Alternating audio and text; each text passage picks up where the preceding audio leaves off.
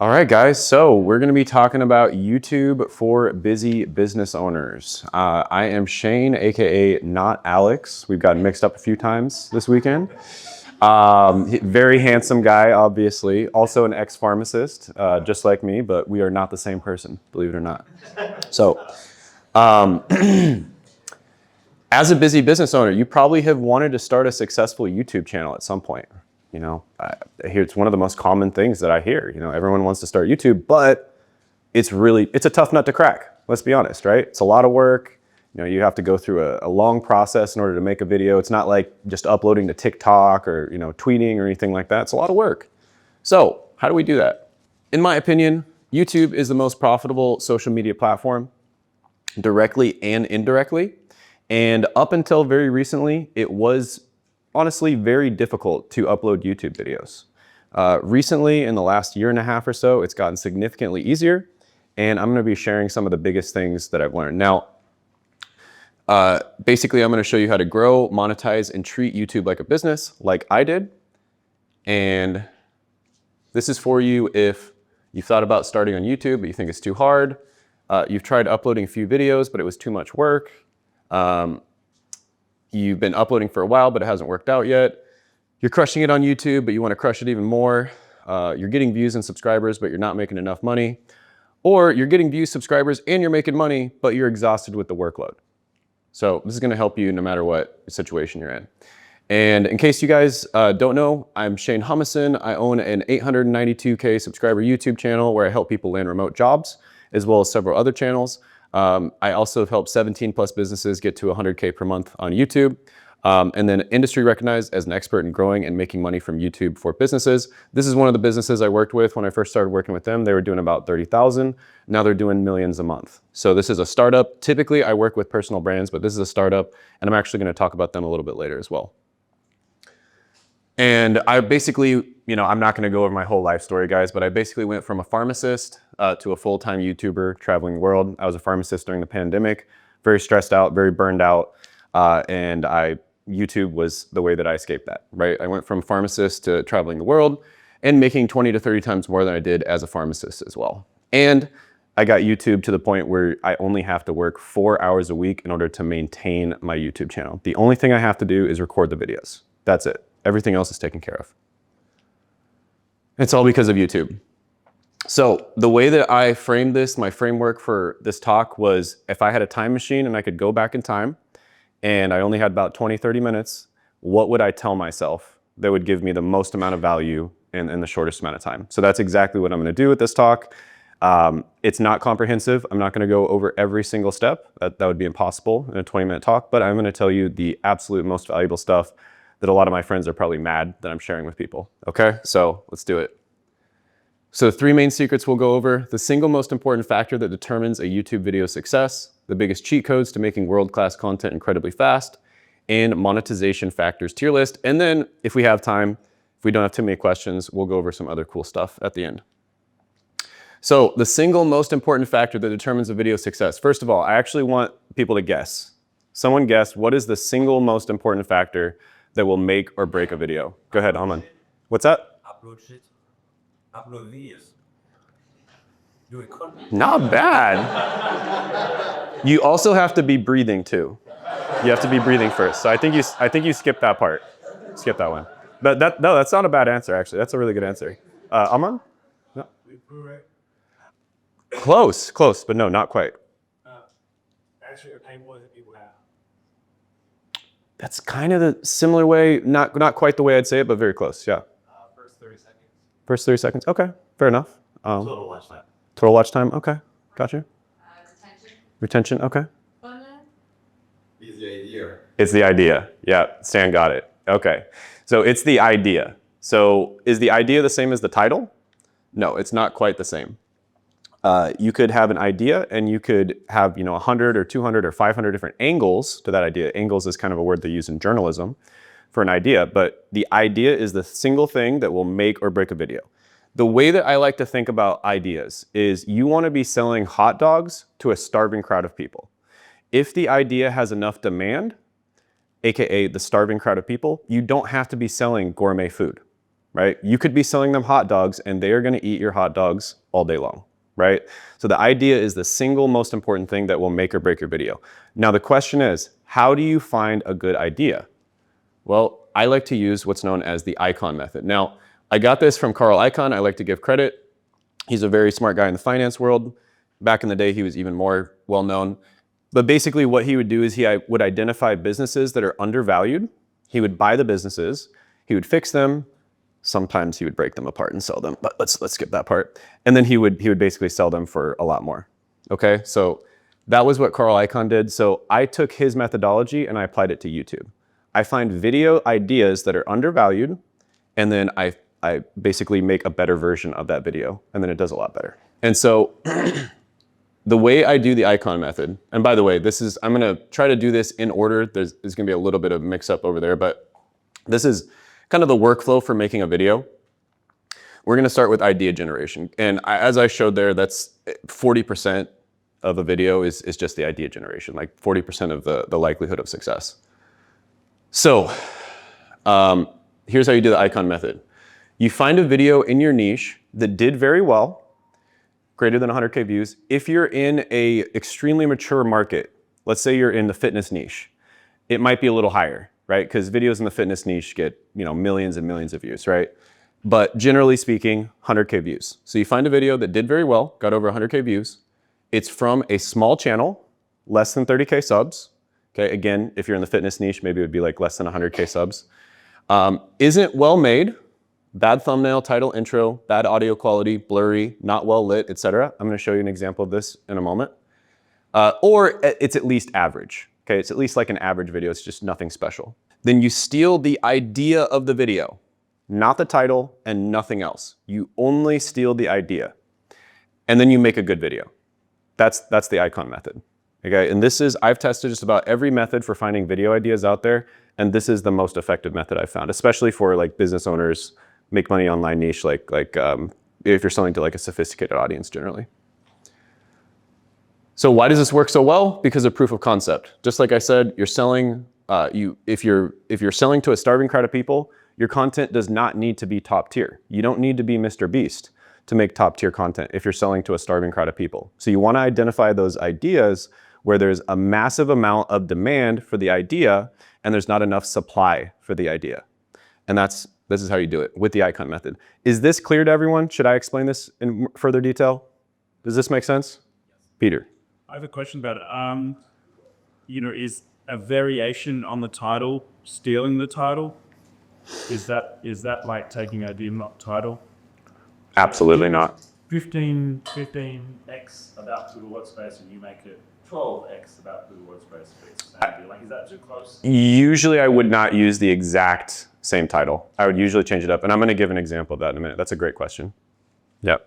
Good? Well, does it have to be from just a small channel or is it big first, you're more like chance of getting successful with that video? Great question. So the game you play when you're a large channel is different than the game you play when you're a small channel. An example I like to give of this is I remember a few years, maybe like 5 years back, Jenna Marbles uploaded a video, "My dog pooped." And it was a picture of her dog pooping. And it got like 3 million views in a day, right? So the game you play when you're a large channel is just completely different than the game you're playing when you're a small channel. So the fact that a small channel was able to get a video that got over 100,000 views is a strong indicator that the idea there's a massive amount of demand for that idea. Because a lot of the time, let's be honest, you go to a video and you see that it's from a small channel and a lot of people just naturally, social proof, right? It's very powerful. Social proof is a very powerful concept. You see, oh, it's 3,000 subscribers, 1,000 subscribers, you click off right away, right? So the fact that it came from a small channel means that there's a massive amount of demand. Well, it's an indicator that there's a massive amount of demand for that specific idea. Does that make sense? Awesome. Anybody else? I'm good on this? I'm going to give an example of it. Go ahead. What tools do you use? We'll go over that. Yeah. All right. So this is an example. This is actually my best performing video when it comes to views on my channel. I think it's about 4 million views now. And this is the video I found right here. So, I'm teaching you guys like exactly what I do. This is exactly the method I use. So this is the video I found. It was called "The Most Worthless College Majors." It was, you can see the thumbnail is just a still shot, right? So it's not a good thumbnail. You can see that you can see from the video itself, it looks like it was recorded with like almost like a 90s, VHS or something like that, VHS recorder. And the guy basically sat down, he was drunk, and he was literally drinking his beer during the video. And he was just ranting about college degrees, like, colleges, so ignorant, that kind of thing, right? He's just ranting for like 24 minutes, just an absolute ADHD yap session for 24 minutes, right? No edits, nothing. The audio is terrible, the video is terrible. Like you can see that the door is in better focus than his face, right? So terrible video, right? And he's 10K subs, and this got 760,000 views. So this is probably all of his 10K subs, this one video, right? And what did I do? I stole one thing and one thing only from the video, because remember, the video is bats. You don't want to steal anything else other than the idea. You steal one thing and one thing only, and that's the idea. I made a different title, right? The most useless degrees. This is the most worthless college majors. I made the most useless degrees. I have a picture of my very expensive degree right there that I got and then didn't use very much. And then an X over it. And it's a pretty good thumbnail, right? It's a pretty good thumbnail. We're not gonna go too deep into thumbnails except a little bit later, but you can see like the composition is quite good. The words are bold. That's a really important thing, is to have the words really bold. The colors contrast to each other. They're like opposite on the color wheel. And I have the classic O face, which was doing really well at that time on YouTube. That was kind of the meta at that time on YouTube. It's still pretty good, but it's not quite as good anymore. And yeah, this video absolutely blew up, right? So this is a perfect example of me using the icon method, okay? Anyone have a question on this before we move on? All good? Okay. So here's a really good tool for using the icon method. You can use the YouTube search. YouTube search is totally fine. I did that for years.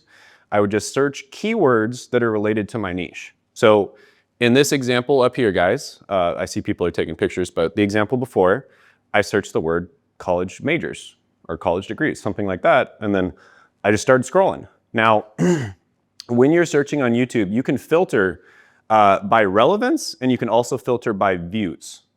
So in some niches, if you filter by views, you're gonna get some music video from a rapper who's talking about, making money or something like that, right? So sometimes if you filter by views, it's gonna be a music video, so it doesn't work. In other niches, if you filter by views, it does work, okay? So sometimes filtering by relevance is the best, and sometimes filtering by views is the best. It just depends on your niche. Does everyone know what I'm talking about? We're talking about the YouTube search. When you're searching on YouTube and top right, there's a little thing, you can filter by relevance, views, etc. Okay, awesome. This is another tool. This makes it a little bit easier to do. You type in your keyword up here, it's oneof10.com. I think it's like 10, 15 bucks a month or something. I don't know, it might be a little more expensive, but when I signed up to it, it was like 10 or 15 bucks. And this is a really good, it's gonna kind of show you like the high performing videos. It's gonna save you a little bit of time. It's nice to use as well. This is a really great tool.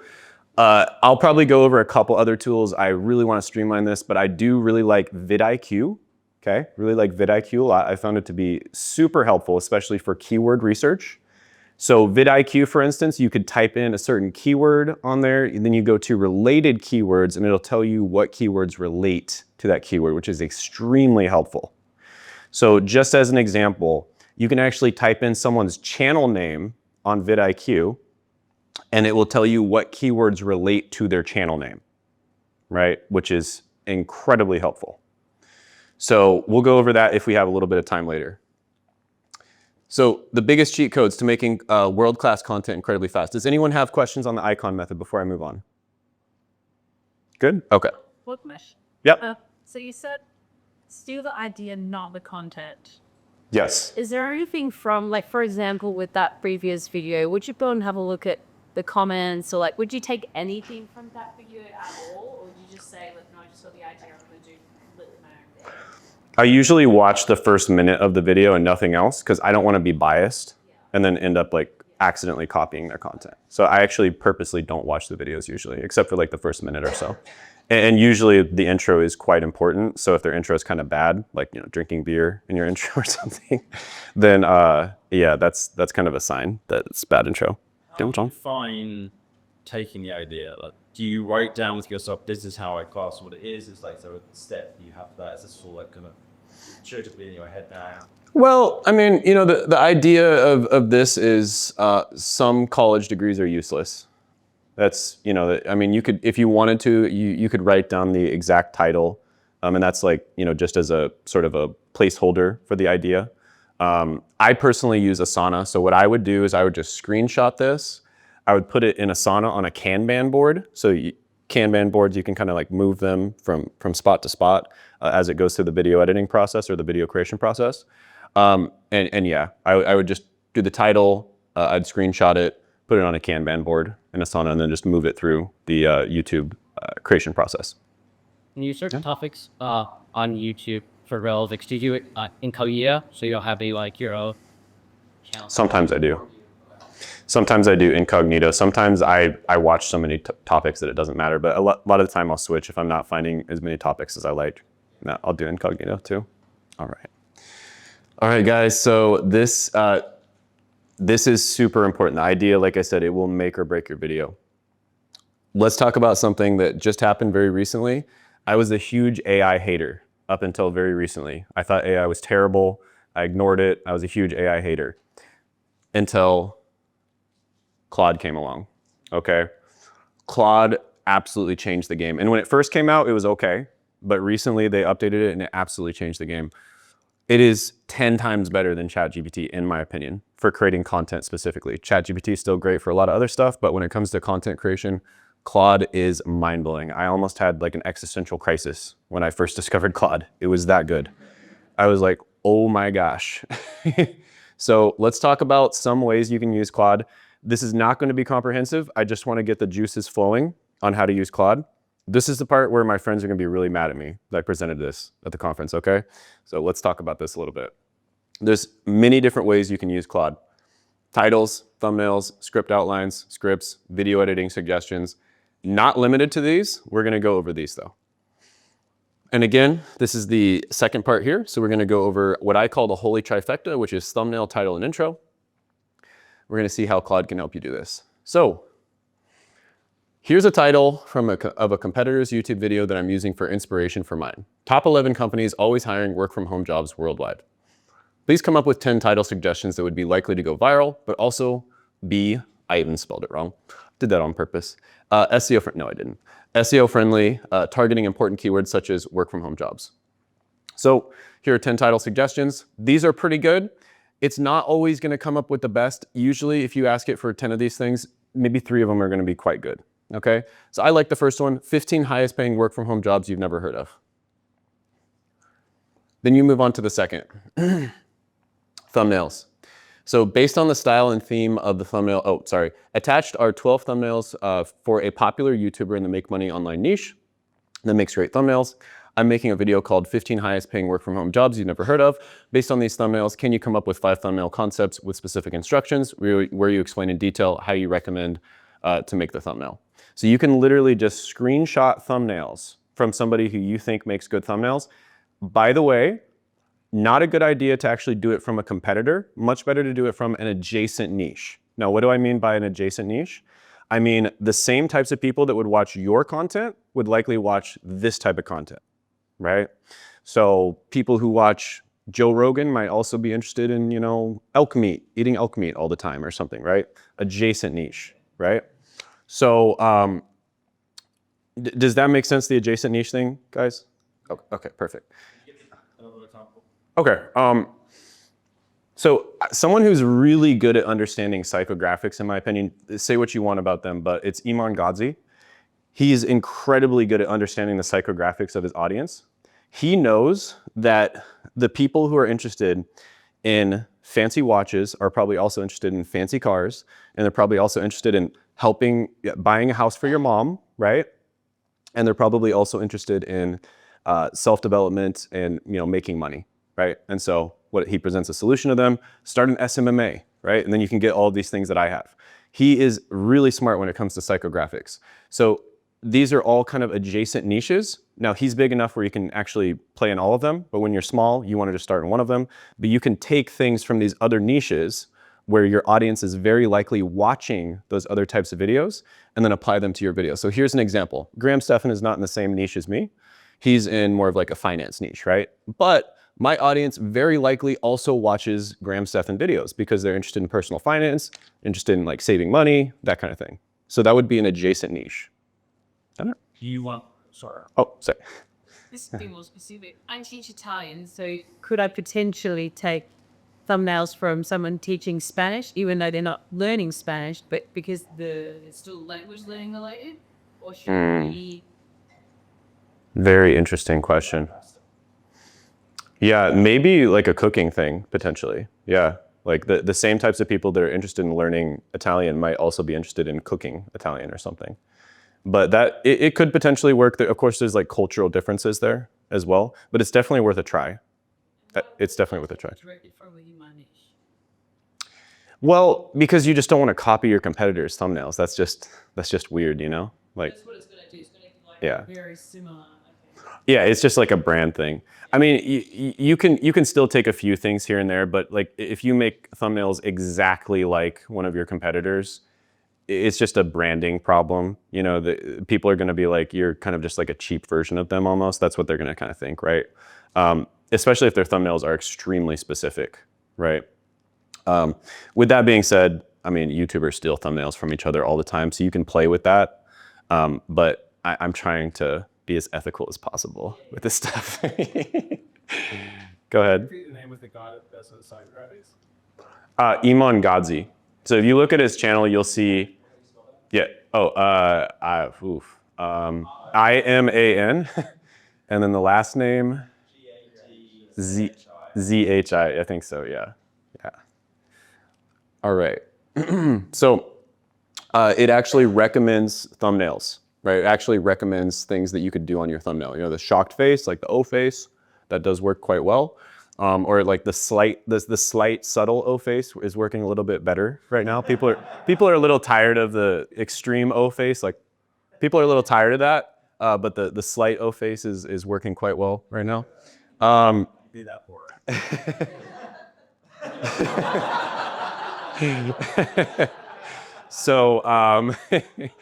So yeah, it comes up with suggestions, and these suggestions are very solid. Like these are seriously solid, and you guys can see how this could be made into an SOP.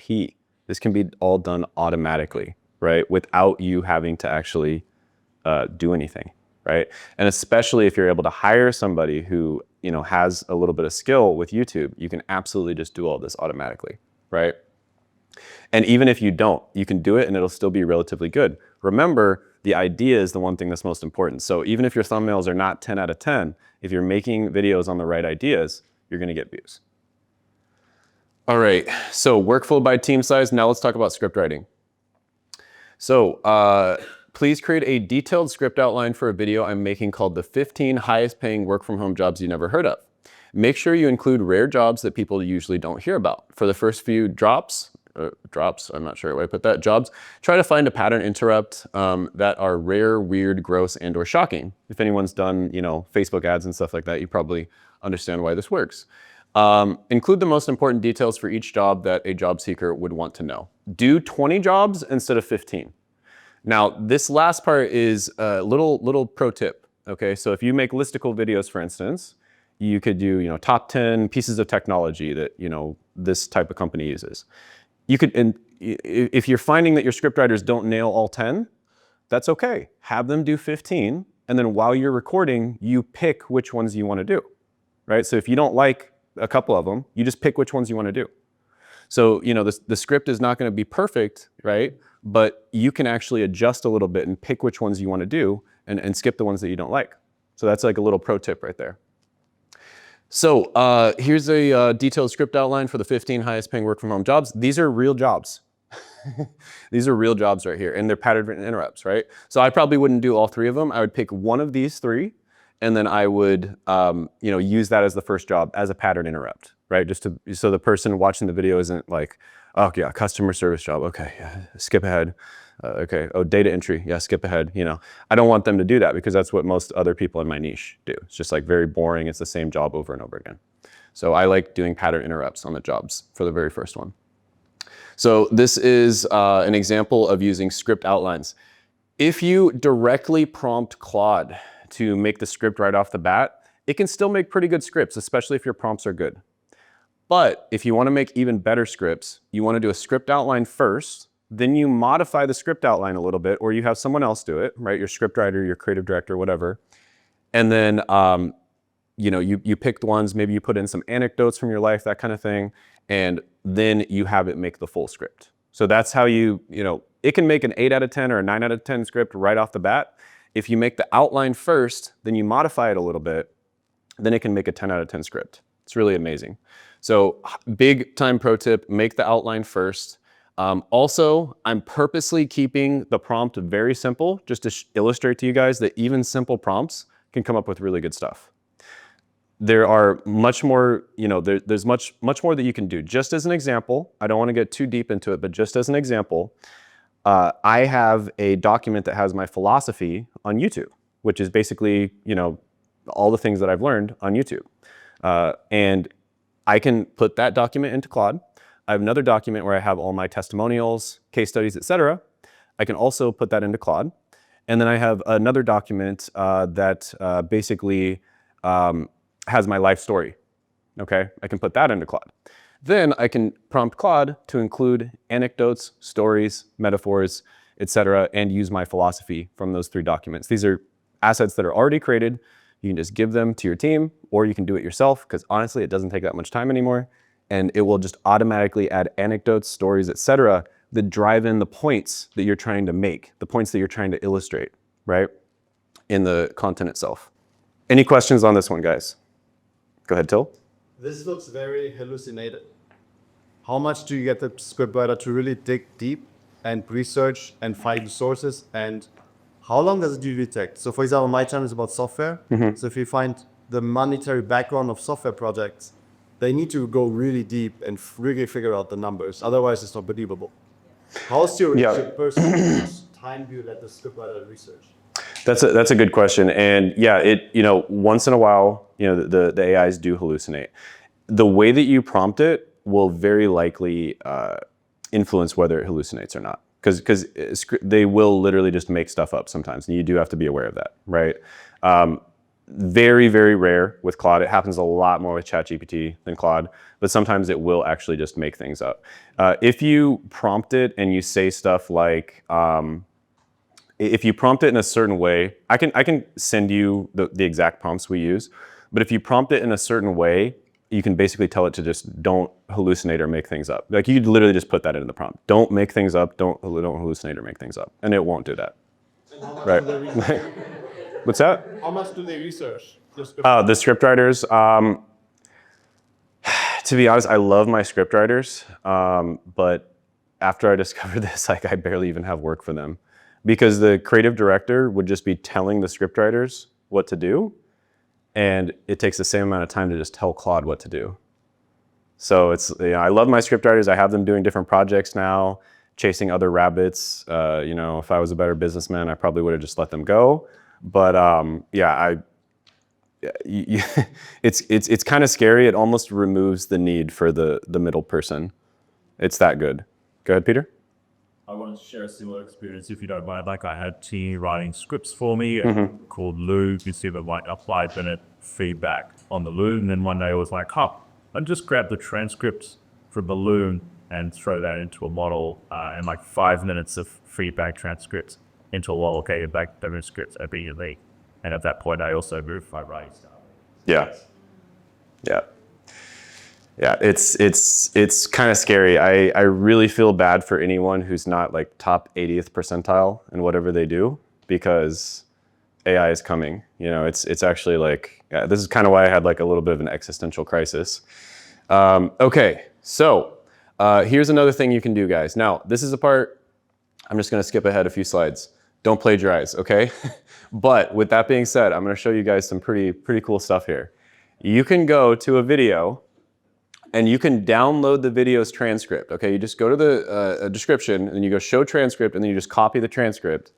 You can put it into Claude And then you can say, based on the previous outline, skip the intro, but make a video script in the style of Mr. Who's the Boss. Only do the first item on the list at first so I can check the style. That part, obviously, I was just making this. And then attached is a script from Mr. Who's the Boss for inspiration.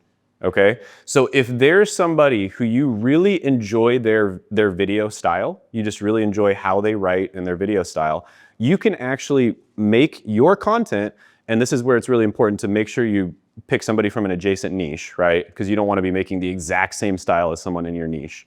But you can pick their content, and Claude will very accurately copy their style, but in a different niche.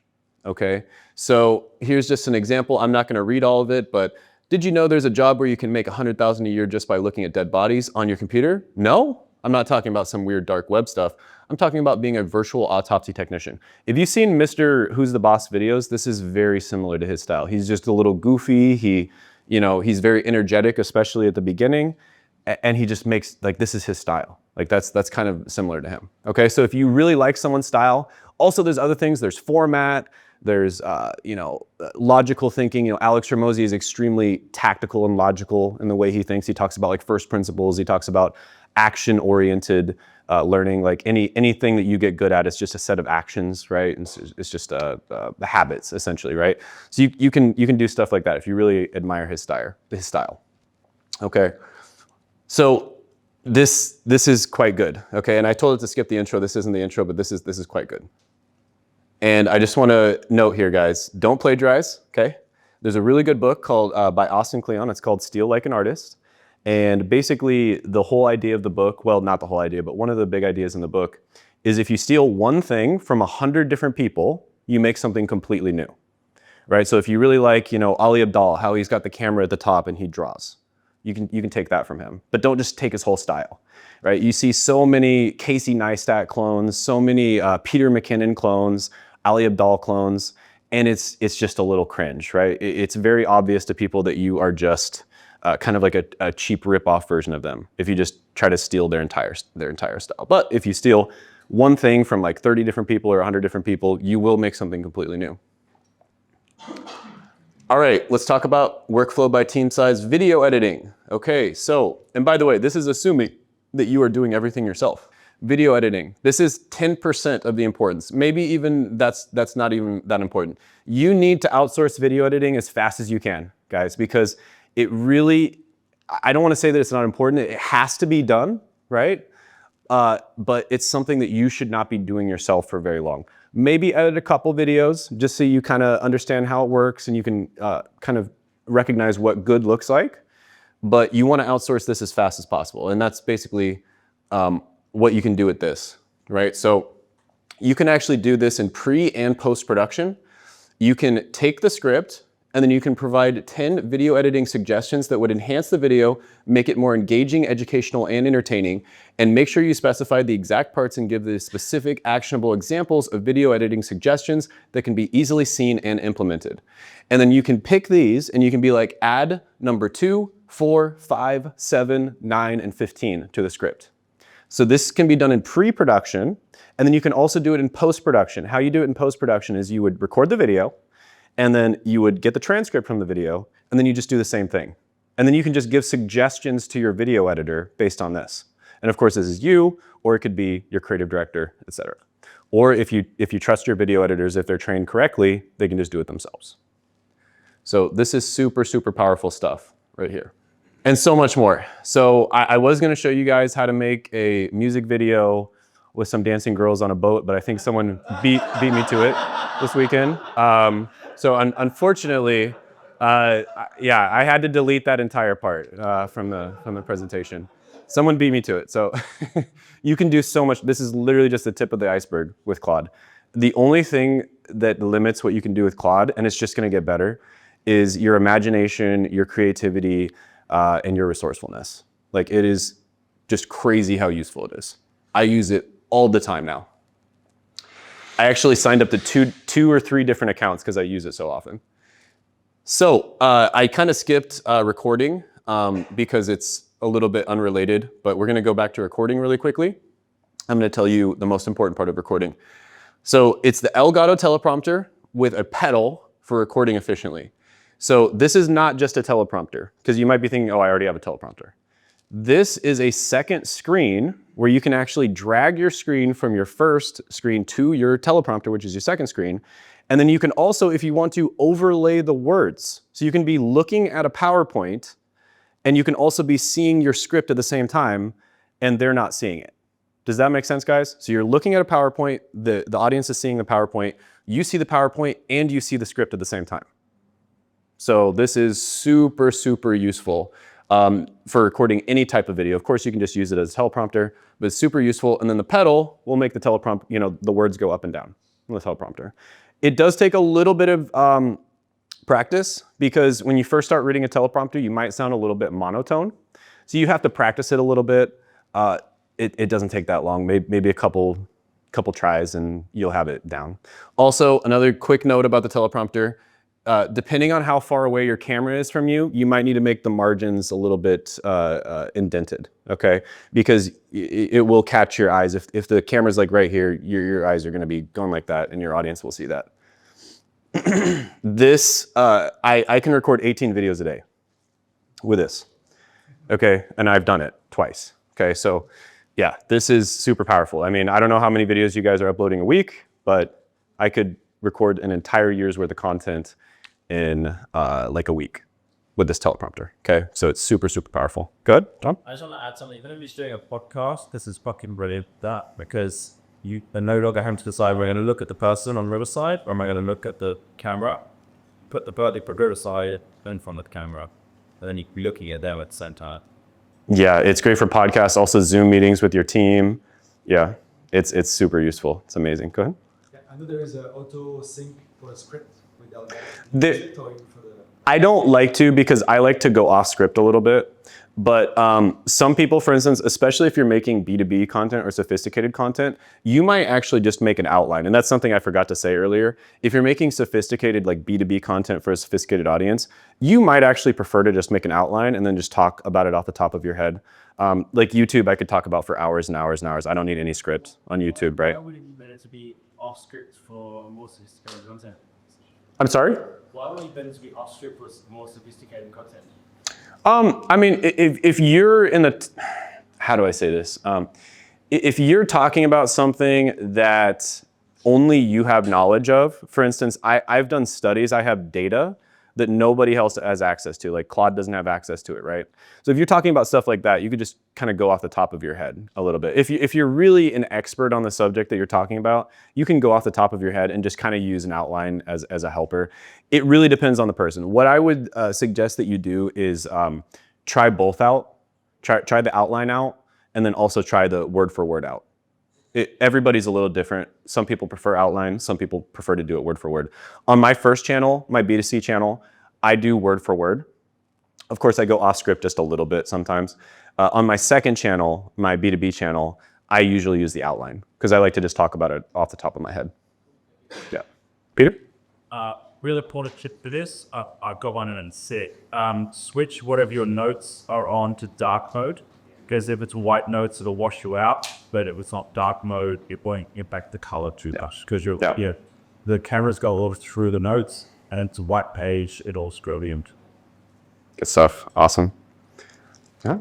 It's a little bit unrelated, but how are you maintaining your energy to film 18 videos in Saturday? Yeah, because they're all you break between each, and I'm ruined for the rest of the day. If you use a teleprompter, it doesn't take much energy.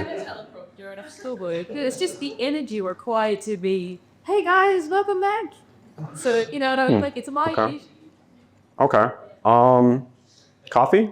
Yeah. Coffee's good. Nicotine gum, maybe. I like to take walks in between recording sessions. Walks are super underrated. And I always try to remind myself to take more walks.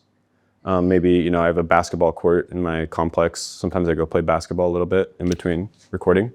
But yeah, just that and coffee, basically. But for the teleprompter, if you're reading it, you know, word for word, for me, what's very energy draining is when I kind of go off script on stuff, especially stuff I don't want to talk about. but like, you know, remote jobs, I've been doing that for years. It's a little boring for me to talk about that at this point. But YouTube, very fun for me to talk about. I could just talk about it off the top of my head for hours and hours, right? If you're a little tired, you're kind of talking about the same thing, you're teaching beginner stuff, that can get a little tiring. And that's why I use the teleprompter for that. This will save you so much time, guys. This will increase your content output 2-3x. Like it saves so much time. Also, I think a lot of people already know this, but there's many different softwares to record directly into your computer. OBS Studio is free, and in my opinion, it's the best one. Maybe someone else has found a better one, but I love OBS. So you can just record directly into your computer.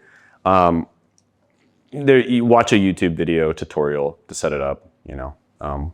Primal Video guys probably have a tutorial on it, so check out their channel. All right, when it comes to editing, guys, highly recommend you don't learn too much about editing. If you're a beginner and you just want to throw something up, CapCut is so easy to use. It's incredibly easy to use. I highly recommend if you're going to edit yourself, just use CapCut. My team uses Adobe Premiere Pro. At this point, it doesn't matter that much. We like Adobe Premiere Pro because we're kind of just in the Adobe ecosystem, but it really doesn't matter all that much. Adobe Premiere Pro is like 100 times harder to use than CapCut though. So I wouldn't recommend it if you're gonna edit yourself. But if you're having a team do it, Adobe Premiere Pro is good. Final Cut Pro is good. A lot of them are good. Can I ask a question about? Yep. I have a couple of friends who've like done YouTube more seriously and maybe like more type of like fire content, and they were always editing their video, and it took them ages to find video editors that would actually mimic their style, and even then they had to micromanage them. Like they actually said that it was that hard to find someone. When they did, like quality started dropping and their workload started going up, and they never managed to even train a person to that level, and then there was retention. So like, is that just because they're running different kinds of videos, or are you looking at it a different way? Yeah, it's a little bit of both. You can definitely train somebody to edit in your style, in the style that you like.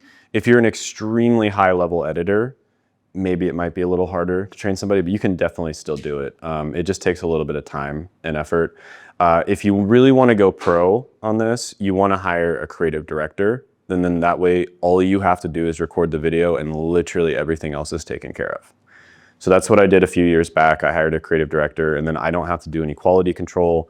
I don't have to even come up with the video ideas, right? Literally all I do is I sit down, record my 18 videos, and I'm good. And how much do you pay per editing per video?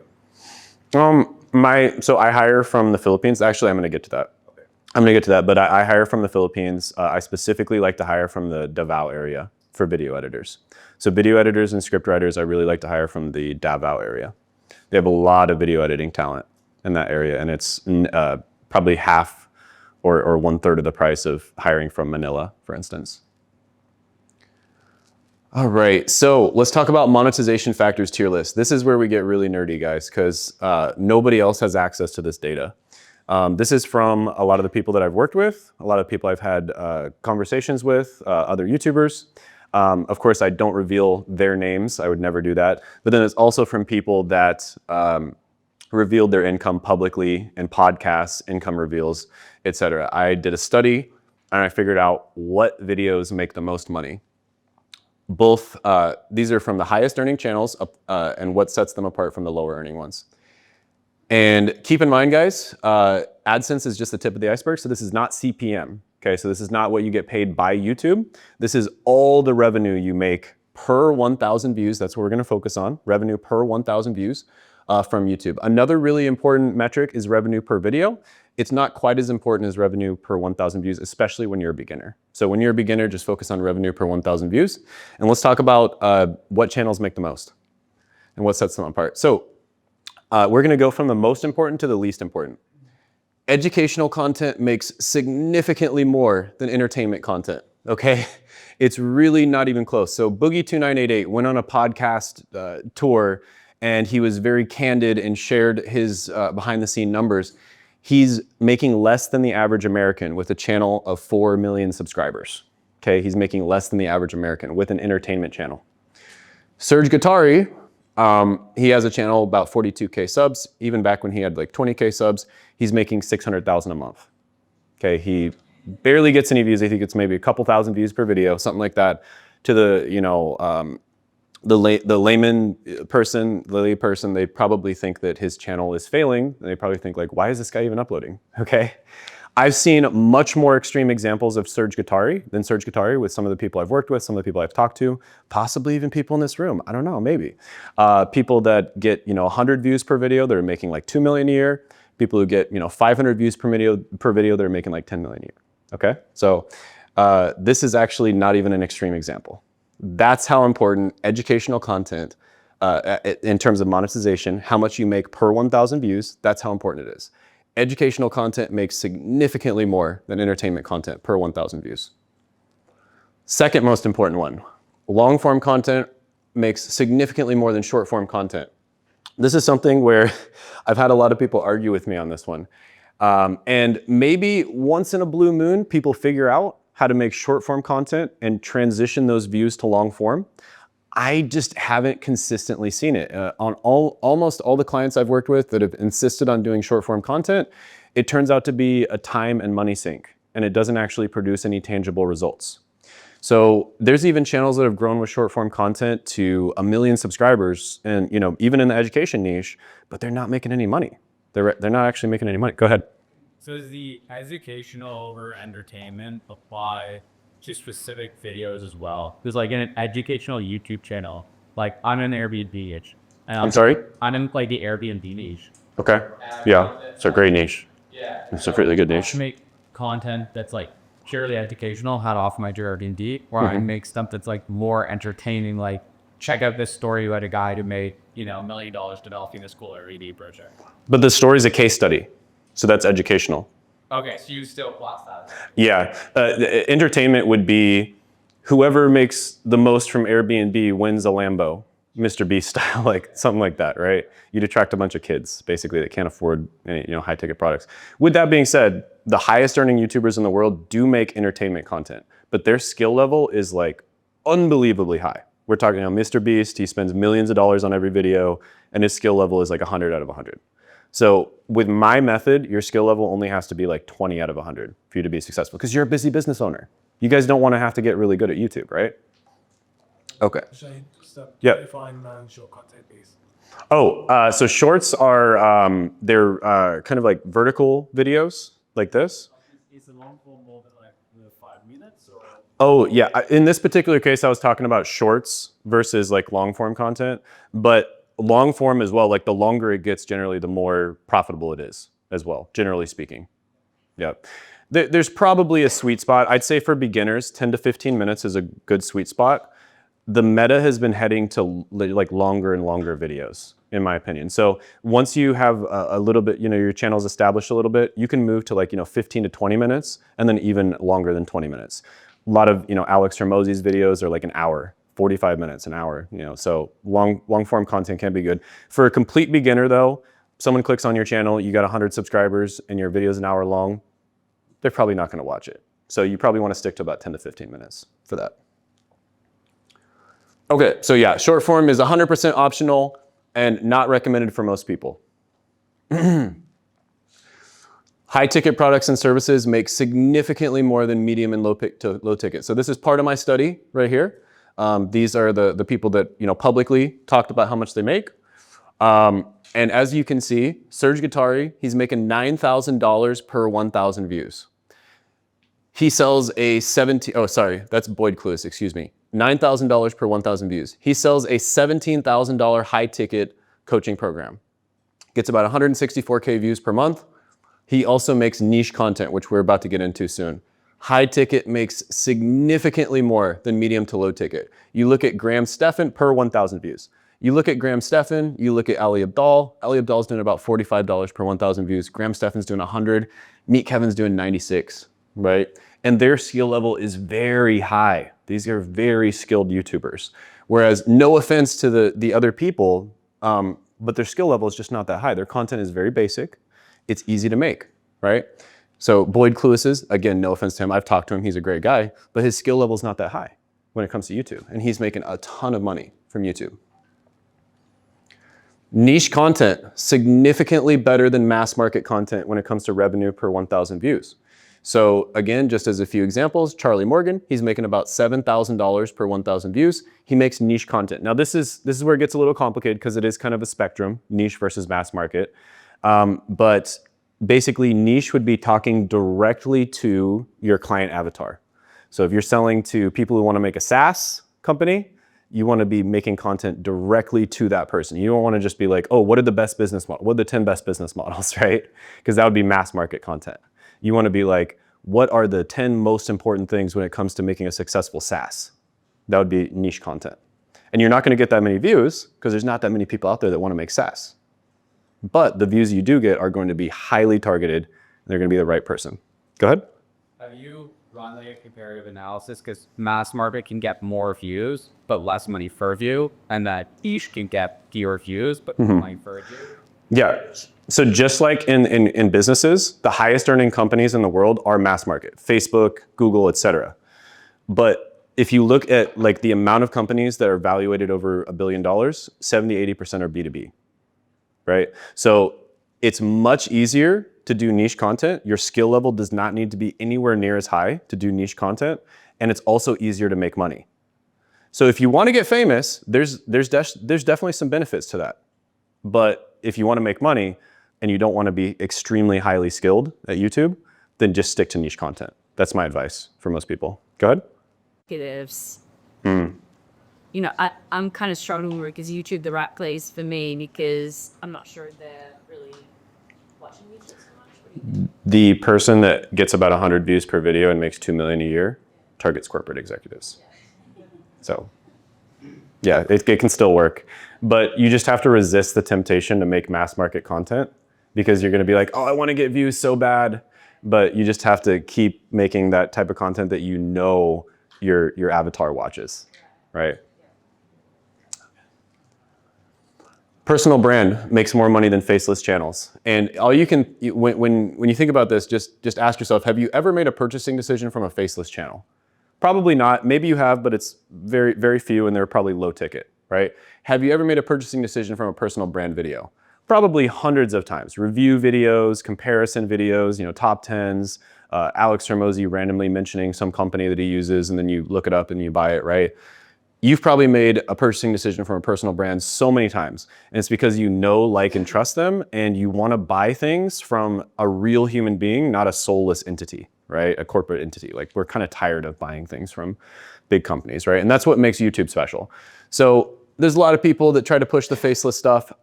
I've seen people that are very successful with it. But with that being said, I highly recommend personal brand, especially if you're trying to sell high ticket or even medium ticket stuff. And faceless channels pretty much only make money from AdSense with few exceptions. There are a few exceptions, but for the most part, they pretty much only make money from AdSense. And AdSense is what YouTube pays you for the ads that pop up on your channel. Not as important, but still important, selling to a B2B or sophisticated audience. Generally speaking, you're gonna be making more money than selling to B2C. Of course, there's exceptions. The highest earning YouTubers do sell to B2C. Mr. Beast, you know, some of these guys. But generally speaking, it's just way easier to make money if you're selling to people that actually have money, right? Expert positioning, you can make more money than if you're an enthusiast or a learner. With that being said, you can still make money as an enthusiast or a learner. I've seen a lot of people who are like, oh, I'm not an expert, I can't make content on YouTube. That's just not true. There's a kid, for instance, who is an 18-year-old kid, and he recorded his first time cold calling. It was brutal. He got rejected like terribly. And the video got 300,000 views, and it was one of his first videos he ever made. So you can be a learner, you know, a beginner, and still make content on YouTube, and you can still make money, and you can share your journey of becoming an expert. Iman Gadzhi did that, right? So when he first started, he was, you know, a 15-year-old kid or something, and he obviously didn't know what he's talking about, but he shared his journey of becoming an expert, and people really like that if they can look back at your videos and see your journey. Same thing with Mr. Beast. His old videos are still available on his channel. Minimalist style, generally speaking, makes more money per 1,000 views than retention editing. The reason for that is because when you do retention editing, you tend to attract people that have the attention span of a goldfish. And so those types of people, generally speaking, probably don't have as much money and they probably are not serious about buying your product, okay? Certain video formats like how-to case study interviews make significantly more money than other video formats such as challenge, music video, and reaction. Again, per 1,000 views, okay? So you can make any of them work. You know, an example of challenge in the Make Money Online space would be Bia Heza. If you guys have seen his stuff is really great, but it's also really difficult. It's very hard to make challenge videos. There's pretty much almost no way to completely automate that unless you just hire a massive team. So I don't recommend those. Same thing with music video or reaction videos. But yeah, how-tos, case studies, interviews, these types of videos make really good money per 1,000 views. Yep. How do you define retention movies? Stupid animations. Yeah. Yeah, like every second there's a new thing popping up and like people are making crazy faces and you're like zooming in on their face and sound effects and like explosions and yeah. Basically Mr. Beast from 2 years ago, even Mr. Beast moved to a more minimalist style. Now it's still retention editing, but he moved to a more minimalist style where he focuses on storytelling because he found that it's more effective. So. All right, other important things. Do a CTA in every single video, no matter what, okay? We found that 3 to 5 minutes in is optimal. And sometimes we do multiple CTAs. One of them is kind of a soft CTA. Sometimes we do a very strong CTA as well. CTA is call to action, of course. The 3 most effective ones, the first one is, generally speaking, it works with almost every niche, which is a direct book a call VSL if you're selling high ticket, right? Lead magnet to email list is probably the one that squeezes the most juice out of the orange, right?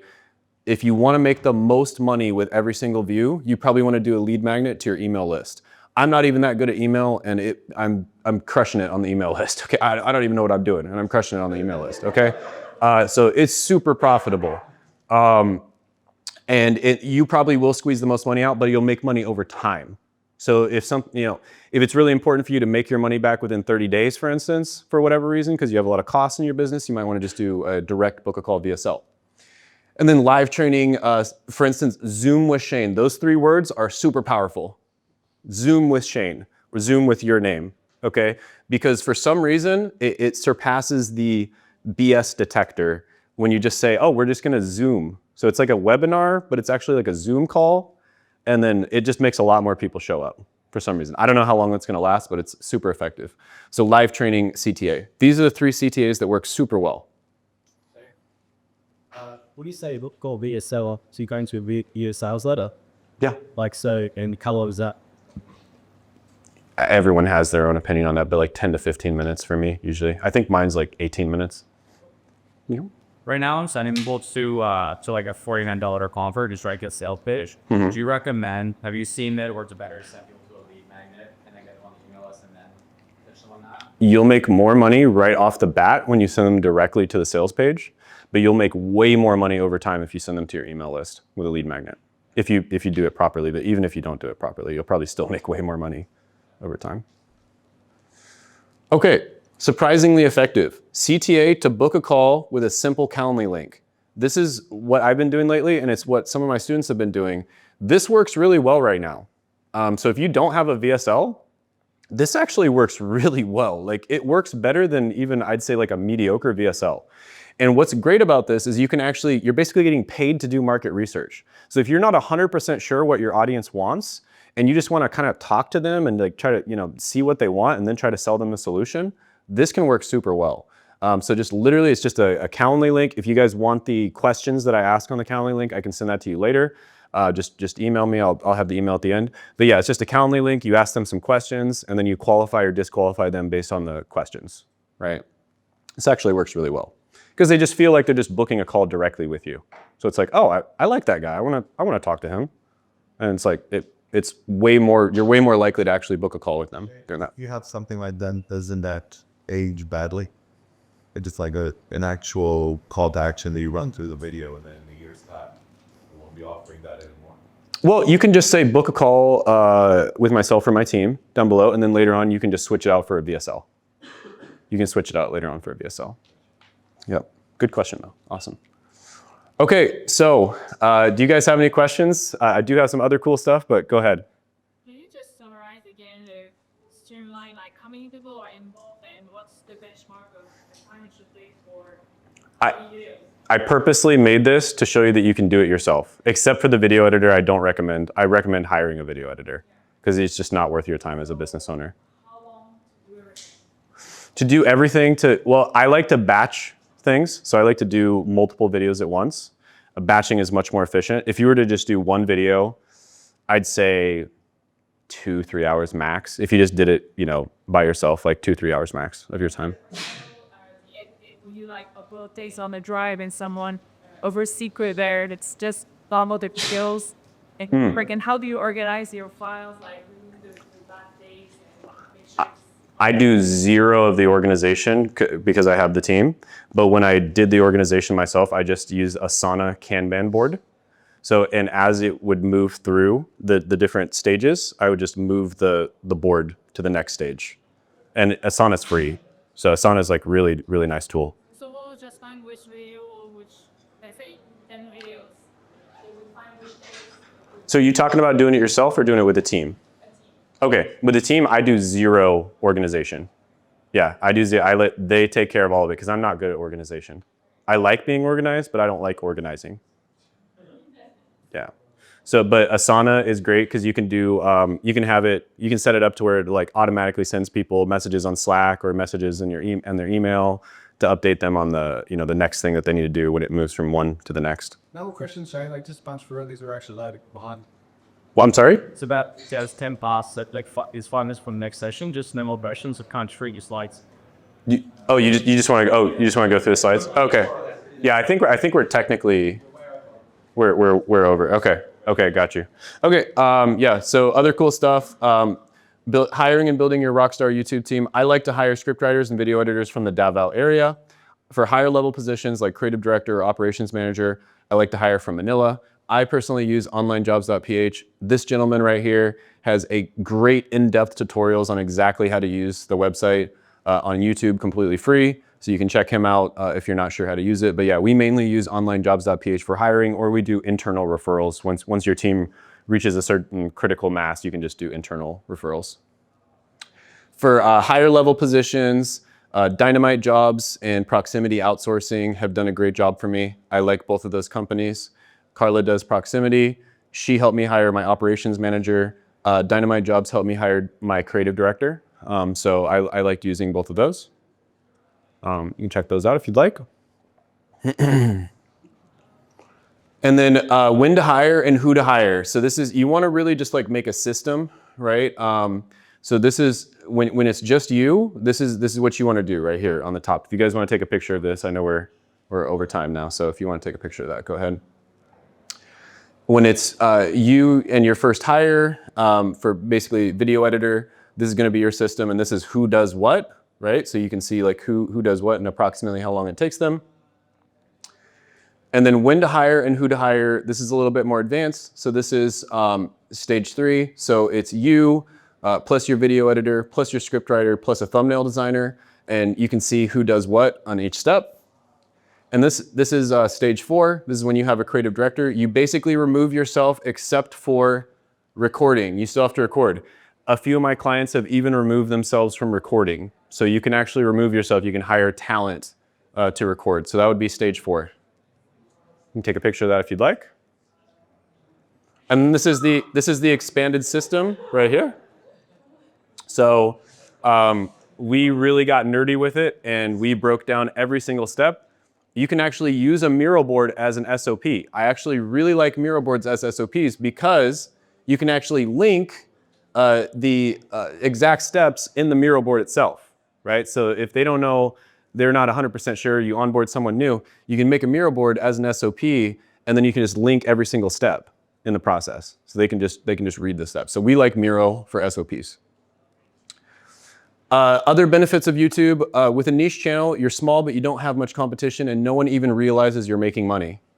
So everyone thinks the only channels that make money are the big ones, and they don't even realize there's channels out there getting 500 views, 100 views, 1,000 views, and they're absolutely crushing it. So you have basically zero competition because nobody knows that you're making money. And then YouTube is incredible for networking. It's opened up opportunities to meet people much smarter and more successful than myself. I've worked with the team at school. I've worked with Course Careers, and I also got equity in Course Careers, which absolutely would never happen if I didn't have my YouTube channel. So there's direct and indirect benefits of having a YouTube channel. Thank you. Any questions?